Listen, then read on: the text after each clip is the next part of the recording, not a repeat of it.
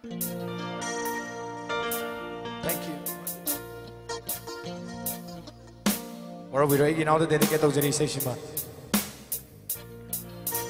Nungsibi ng bu, pamubi ng bu, nang ipajaba kalagtuna.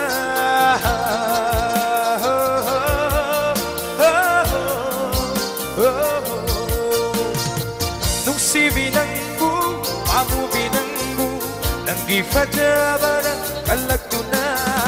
Layam candura, layay baktura, singkat labasunan bu. Nakutbay dulu cinta gani, itanda kung sin gani. Nakutbay dulu cinta gani, itanda kung sin gani.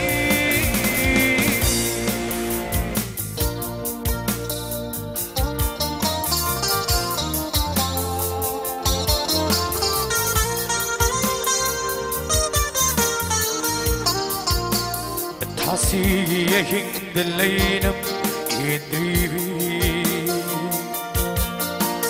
Achi palay golda koymuna lamdandrivi Hasiye hingdalaynam idrivi Achi palay golda koymuna lamdandrivi Laynam na yung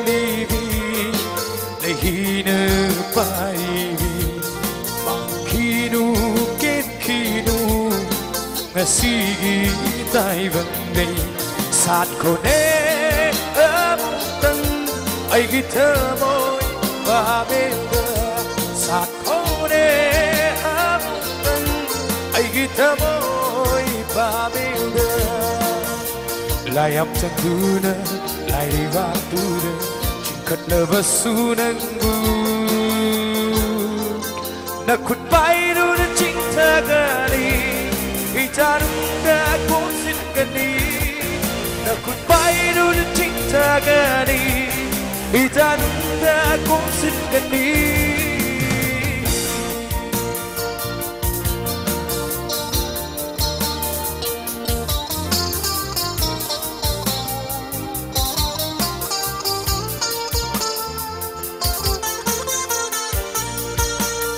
Hey nung damba, hey koyum mo, hey nung damba, hey koyum mo. Sirong iyong love me oy bani, sarap chat na kupla bataway ni ho. Sirong iyong love me oy bani, sarap chat na kupla bataway ni. Senabiyo ay ginusibi mahaku nusibiyu ay tagi ay ginusibi mahaku layam canduna layay baktura singkat labasunan bu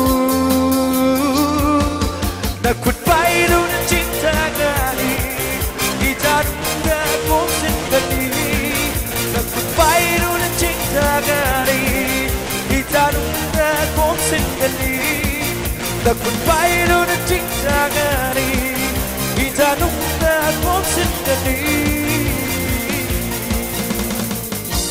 Thank you very much. Thank you.